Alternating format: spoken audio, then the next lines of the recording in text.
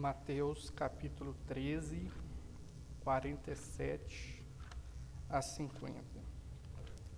Nesse capítulo do Evangelho de Mateus, o autor Mateus escreve várias parábolas, transcreve várias parábolas proferidas por Jesus. E a parábola que nós vamos ler é a parábola da rede.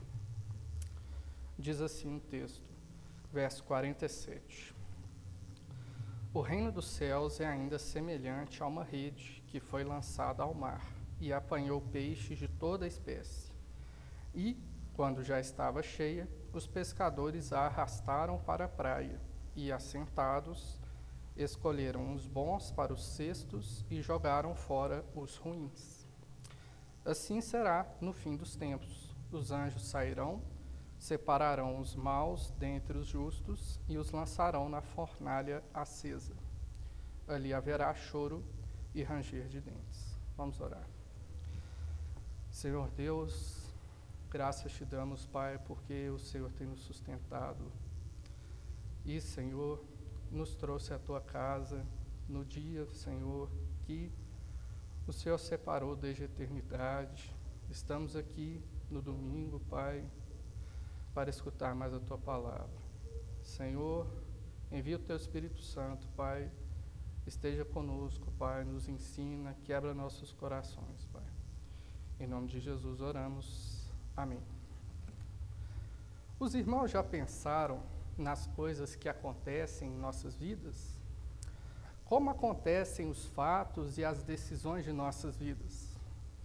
Sabemos que podemos ter um dia com alegrias ou um dia com tristezas.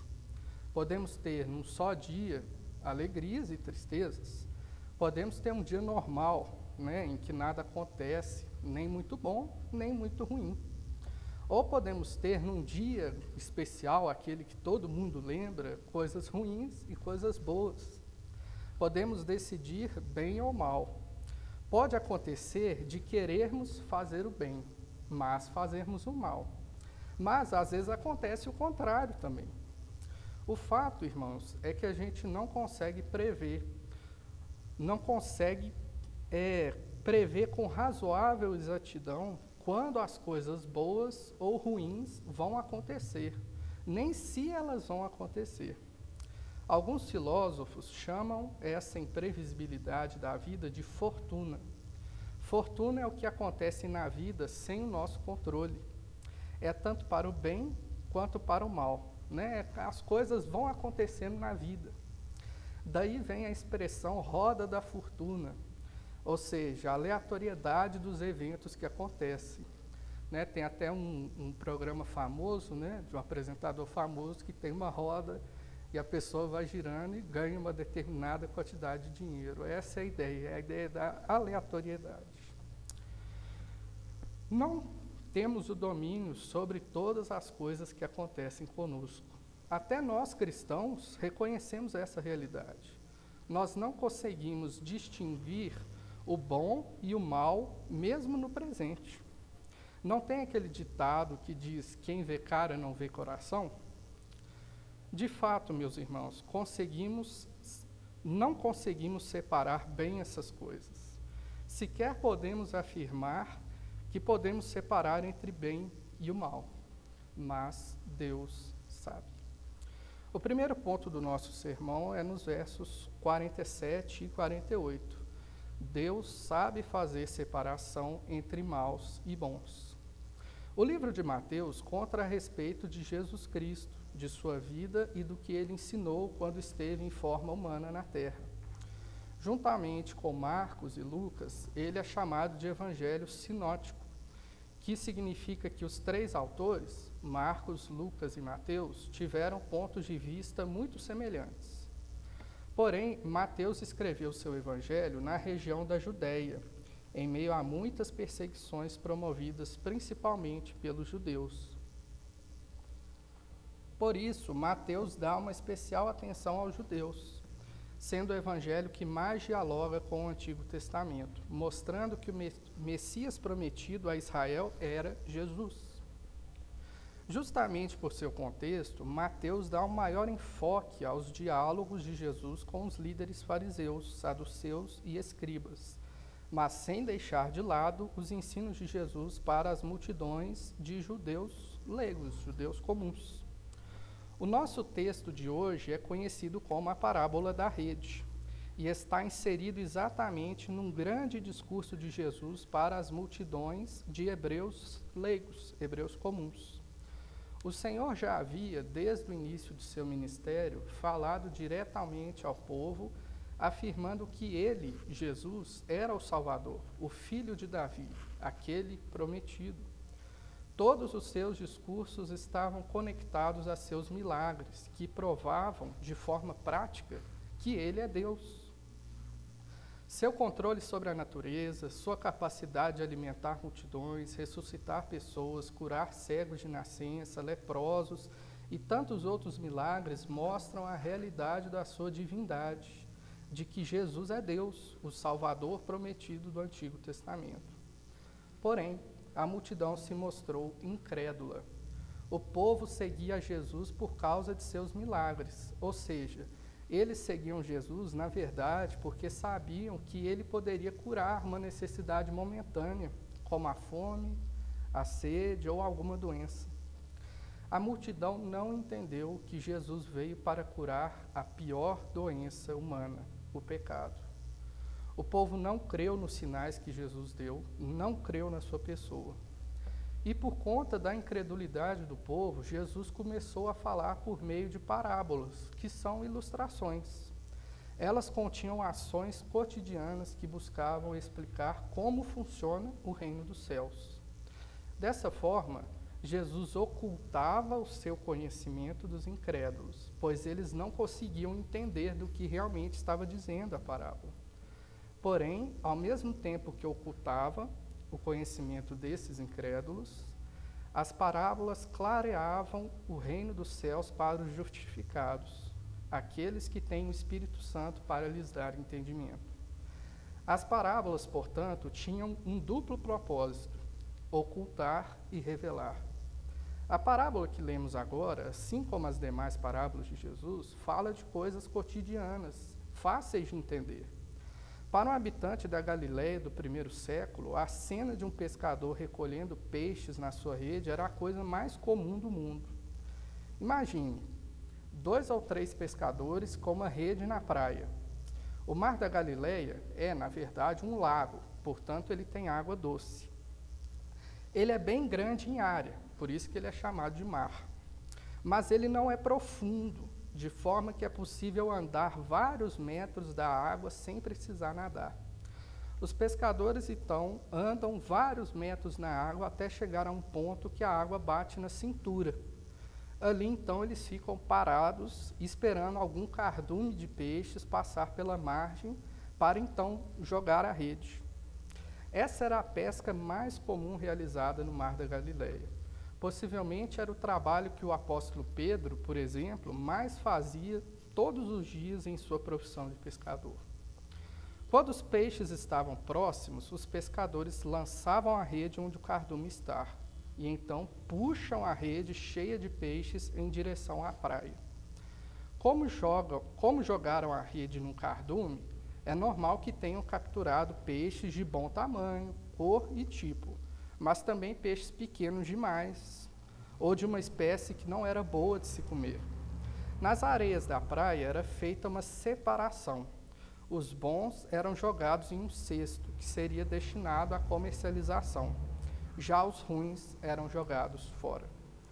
Jesus, como acabamos de dizer, usava as parábolas para ensinar algo profundo sobre o reino de Deus. Ele, o Filho de Deus, veio à Terra no início do primeiro século, justamente para inaugurar o reino dos céus. Na verdade, todos os hebreus sabiam que viria o Filho de Deus que inauguraria o seu reino eterno, pois todo o Antigo Testamento mostrava isso. A primeira promessa que vemos acerca do reino de Deus é em Gênesis 3,15. Porém, inimizade entre você e a mulher, entre a descendência e o descendente dela. Aqui Deus falando para Satanás. este lhe ferirá a cabeça, e você lhe ferirá o calcanhar. Deus fez todas as coisas boas, irmãos. A coroa da criação, o homem, já havia sido criada por Deus, e ele afirmou que tudo estava muito bom. O homem utilizou mal a liberdade dada por Deus e pecou, seguindo o caminho proposto pela serpente, Satanás. Adão e sua esposa creram na palavra de Satanás e foram incrédulos na palavra de Deus. O pecado entrou no mundo, mas nada disso estava fora do controle de Deus. Já nos primeiros capítulos de Gênesis, ele garante que a criação será restaurada, que o reino de Deus virá para a salvação dos homens. E Jesus veio. Porém, mesmo o povo sabendo dessa promessa e esperando o filho de Davi, eles não o receberam. Jesus estava contando algo da rotina do Mar da Galileia. Os pescadores, ao produzir a rede, andar pela margem, jogar a rede na água, sabem exatamente o que estão fazendo. É a profissão deles, a pesca. E irmãos, exatamente assim que Deus age na história. É isso que a história nos mostra. Deus está no controle de todas as coisas. Ele sabe o que está fazendo. Enquanto nós, homens, não temos o domínio sobre as coisas que acontecem, nem as que acontecem por nós mesmos, Deus tem o controle sobre todas as coisas. No Antigo Testamento, vemos em cada página o governo de Deus sobre a humanidade, sobre toda a sua criação. Claro, nem sempre vemos ações aprovadas por Deus, mas percebemos que todas as coisas caminham para a consumação de seu plano eterno. Agora ficou meio confuso, né? Então vamos devagar. Vamos ver como isso acontece na história. O livro de Gênesis nos mostra a criação de Deus. Tudo foi criado por Ele. Cada centímetro da terra e do universo foi criado por Deus. Após isso, Deus chamou Abraão para si e formou um povo. Abraão e suas gerações posteriores foram sustentadas por Deus até o Egito. Lá também, por intermédio de Deus, o povo se tornou escravo de Faraó. Mas Deus também agiu diretamente sobre o Egito para libertar Israel. Ou seja, veja que tanto a escravidão do Egito quanto a libertação estavam sob o controle de Deus. Foi Ele quem agiu sobre a história para guiar esses acontecimentos. Depois, na conquista da Terra Prometida, Deus guiou cada líder do povo para as conquistas. Deus mesmo foi quem dividiu a terra para cada tribo habitar e possuir. Deus guiou, após isso, o período dos juízes. Deus levantou Saul e também levantou Davi. Em Davi, temos o protótipo do reino de Deus, um reinado justo sobre a terra de Israel. Porém, sabemos que Davi era um homem pecador e que não ficou imune a erros, inclusive graves erros. Porém, ele tinha um coração ensinável e humilde. Durante todo o período da monarquia de Israel, vemos Deus educando o seu povo. Foram reis maus e reis bons que reinaram sobre Samaria e Jerusalém. Deus, inclusive, governa sobre os ímpios. A prova disso é o próprio exílio de Israel. Deus governou sobre a Síria, Babilônia e Pérsia, para que seu povo fosse disciplinado e perdesse a posse da terra prometida. Deus levantou Ciro, um rei persa pagão, para que seu povo fosse libertado do cativeiro. Deus levantou Esdras, Neemias, Ageu e Zacarias para ajustar a Jerusalém depois do exílio, para voltar aos caminhos do Senhor. Deus ficou em silêncio durante 400 anos depois do profeta Malaquias, como resposta à incredulidade do povo. Vemos em toda a história do Antigo Testamento e do povo de Deus, que Deus está no controle das coisas que acontecem no tempo. Também, após esses 400 anos de silêncio, o período entre o final do Antigo Testamento e o início do Novo Testamento, Deus se revelou na forma máxima. Ele, Deus, veio Ele mesmo à terra e habitou entre nós. Foi a plenitude dos tempos. Aqui Deus operou milagres e maravilhas entre nós. Após sua morte, Deus continuou agindo sobre a história e operou milagres no crescimento da igreja primitiva. Aquele era o tempo da expansão da igreja, tempo dos apóstolos pregarem nas casas, nas sinagogas, nas praças, em todo o Império Romano. É exatamente isso que a gente está vendo na Escola Bíblica Dominical de manhã, no livro de Atos. Após isso, ou seja, depois de todo o Novo Testamento ser escrito, não pense que Deus parou de agir sobre a história. Deus governa sobre tudo o que acontece, e a revelação inspirada, suficiente, inerrante e salvífica, a Bíblia, foi registrada e preservada para nós. Deus governou sobre a história para preservar a sua Escritura, para preservar a Bíblia, para que nós, 2000 anos antes daqueles acontecimentos, pudéssemos ter acesso à salvação. Deus governa a história e ela não está solta ao acaso, não é roda da fortuna. Deus, assim como governa a história, faz separação de coisas. Isso começa lá em Gênesis 1, quando é descrita a criação.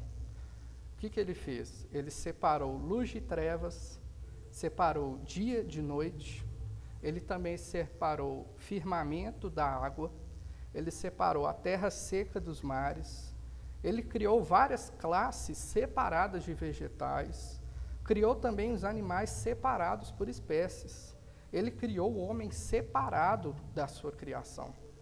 Ele, após a queda, separou a sua descendência.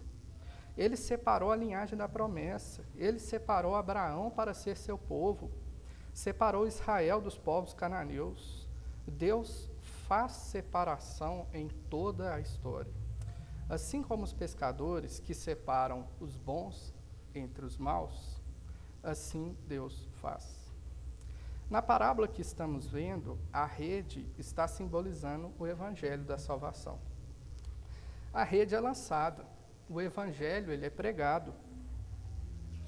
Assim como a rede recolhe uma grande variedade de peixes, o evangelho é aceito por muitas pessoas, tanto no sentido de cor de pele, variedade de profissões, línguas, culturas, hábitos, vestimentas, talentos, tudo. São diversas pessoas que estão no Evangelho, que estão na igreja. Porém, sabemos que dentro da igreja, dentre aqueles que creem no Evangelho, existem bons e ruins. E é interessante que Jesus tenha usado apenas essas duas classes, bons e ruins. Sabemos que a rede poderia pegar uma grande variedade de peixes. Existem várias espécies de peixes no Mar da Galileia. Porém, o que era bom para comer é o peixe de São Pedro, que é uma espécie de tilápia, parecida com o peroá ou porquinho brasileiro. Porém, não era interessante pescar os filhotes, que eram muito pequenos. Nem era interessante os peixes deformados. As demais espécies eram descartadas. Porém, Jesus aqui usa apenas duas categorias, bom e ruim. Isso tem a ver com duas coisas, irmãos: eleição e utilidade. Quando os pescadores separam os peixes, fazem separação conforme a sua vontade, não pela vontade dos peixes. É assim que Deus faz a eleição dos salvos, segundo a sua vontade. Mas também há o quesito utilidade.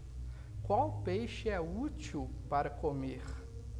Quando estudamos a aplicação da separação para o seu povo eleito, sabemos que ser separado tem a ver com santidade.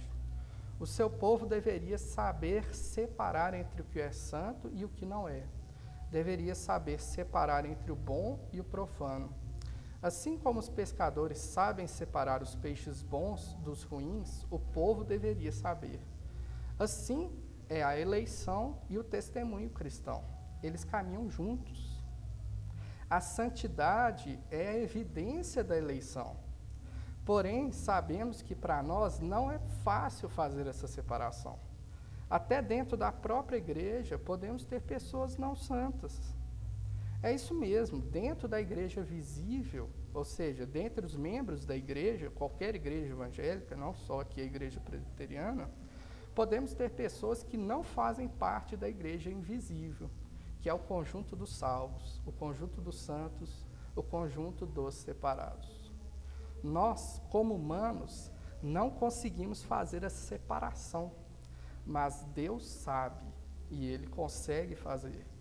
Ele fez isso desde o princípio e Ele fará a separação final no futuro. O segundo ponto do nosso sermão é a futura separação, versos 49 e 50.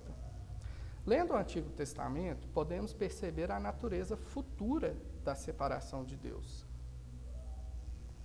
Em Gênesis 3,15, que já lemos hoje, diz assim: porém, inimizade entre você, Satanás, e a mulher, entre a sua descendência e o descendente dela. Este lhe ferirá a cabeça, e você lhe ferirá o calcanhar. Essa foi a separação mais importante do Antigo Testamento. A separação entre a descendência justa e a descendência impura. Sabemos que essa separação percorre todo o Antigo Testamento. Essa separação continua no Novo Testamento. Quando Jesus prega por parábolas, já vimos que ele objetivava revelar e ocultar. Ele revelava conhecimento salvífico para os eleitos, ao mesmo tempo que ocultava esse conhecimento dos impuros. Para os santos, o Espírito Santo revela o significado espiritual das parábolas, enquanto os perversos ficam apenas com aquelas meras palavras. Mas algo se destaca mais no nosso texto, algo que os incrédulos não conseguem entender, acreditar: a vida eterna. A nossa geração de hoje, 2021, a geração da Covid, não é como a geração de Jesus, aquela geração do primeiro século. Na região em que Jesus pregou, conhecida como Judeia, era majoritariamente hebreia. Tanto os judeus quanto os samaritanos tinham a mesma base para a sua fé. Esses grupos se divergiam apenas em detalhes, mas tinham o Pentateuco e os profetas como formadores de suas crenças. Eles sabiam da eternidade, sabiam que Deus é infinito, eterno. Eles também sabiam que a vida não encerra com a morte. Eles tinham noção da eternidade da alma. Hoje isso se perdeu.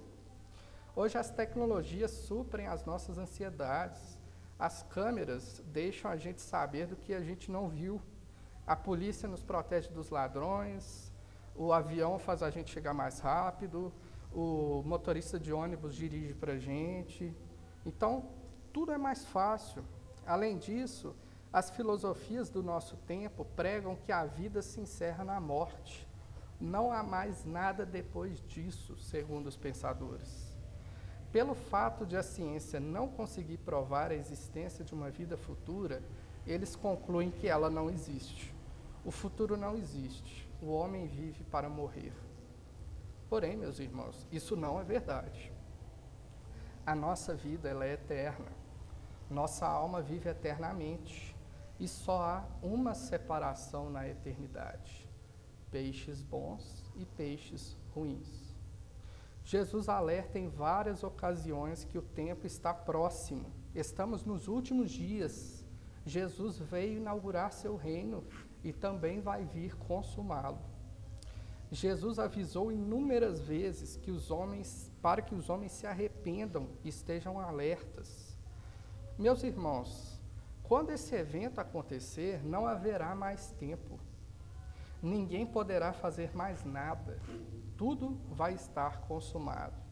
Os anjos virão e separarão os maus dentre os bons. O destino dos maus é de acordo com suas próprias obras. O pecado dos maus trará juízo para eles. Eu não sei se você está entendendo. Estamos falando de eternidade. É isso que está em jogo aqui. Não está em jogo uma vitória do Atlético, do Cruzeiro, do América, não está em jogo seu emprego, não está em jogo seu carro, ou qualquer coisa que a gente pode comprar. O que está em jogo é a vida eterna.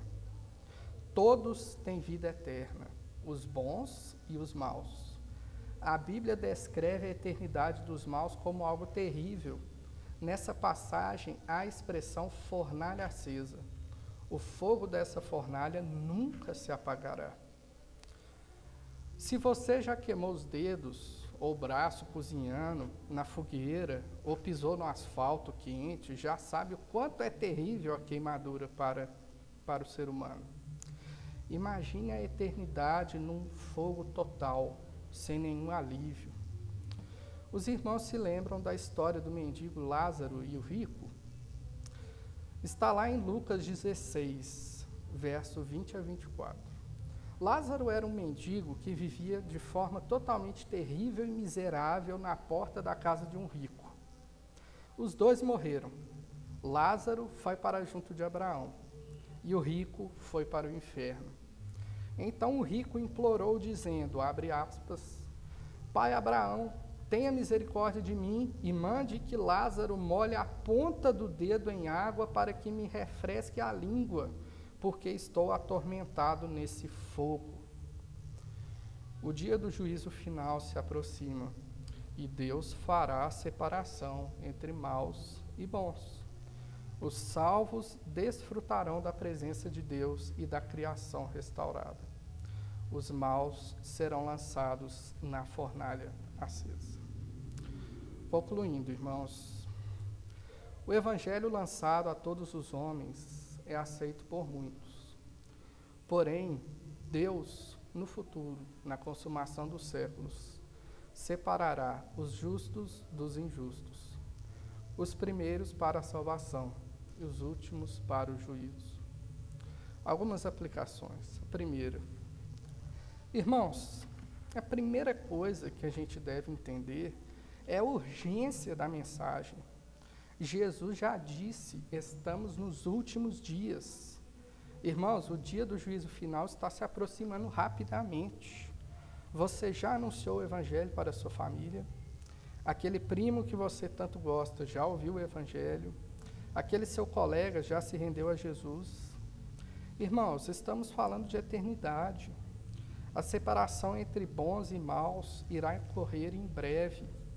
A mensagem do evangelho é urgente. Depois que tudo estiver consumado, não podemos fazer mais nada. A separação irá acontecer. Preguemos o evangelho. Ele é a mensagem da salvação. Segunda aplicação. Irmãos, a mensagem do juízo final é um conforto enorme para os justos.